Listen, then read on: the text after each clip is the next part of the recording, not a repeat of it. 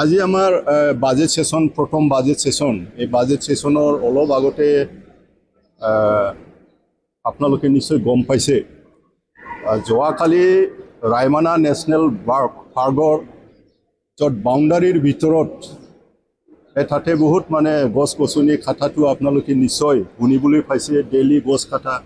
BTCত গছ কাটা বুলি বদনাম আমাৰ এটা আহিছে তো মই দায়িত্ব লোৱাৰ পিছত আৰু আগৰ পৰা আমাৰ আগৰ EM আৰু বৰ্তমানৰ আমাৰ অসমৰ এনভাইৰনমেণ্ট আৰু ফৰেষ্ট ডিপাৰ্টমেণ্টৰ যি মিনিষ্টাৰ জয়ন্তমল্ল বৰুৱা ছাৰ তেখেতসকলে আমি সকলোৱে আমাৰ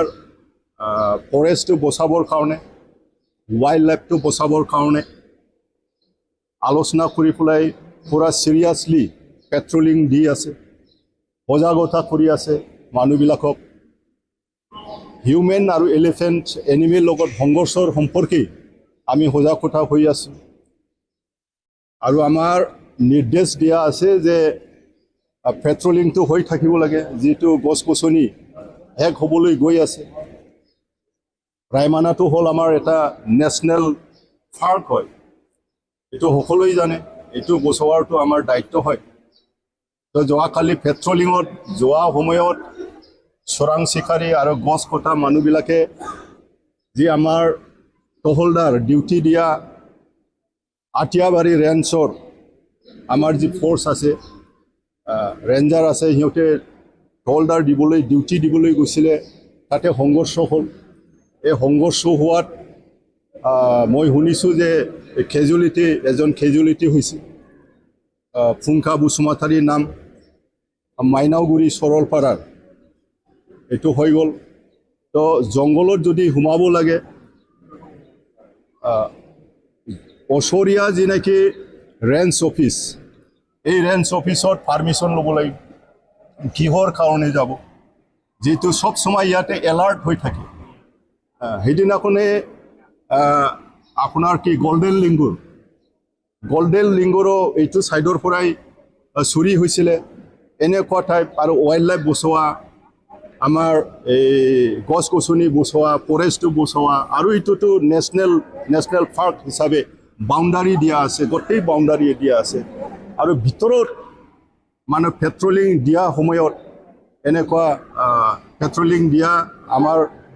যি বেটেলিয়নবিলাক আছে ৰেঞ্জাৰবিলাক আছে সিহঁতক দেখি পেলাই সিহঁতে গুলিয়াইছে এই ৰিপৰ্টটো আছে তো তাতে সংঘৰ্ষ হোৱাত এজন খেজুলিটি হৈছে বুলি মই শুনিছোঁ তো আমাৰ মেজিষ্ট্ৰেট আছে আমাৰ অফিচাৰবিলাকে তাতে নিয়োগ হৈ আছে কি হৈছে হোৱা নাই যেতিয়া তদন্ত হ'ব এই তদন্তৰ পিছত গোটেই ঘটনাবিলাক আমি গম পাম আমি জানিম তেতিয়া ডিটেইলছকৈ আকৌ আপোনালোকক মই অৱগত কৰিব পাৰিম তো মোৰ অনুৰোধটো ফৰেষ্ট ডিপাৰ্টমেণ্ট যিটো মই environment and forest department climate চেঞ্জৰ নতুনকৈ দায়িত্ব পোৱা মই EM হিচাপে তো গোটেই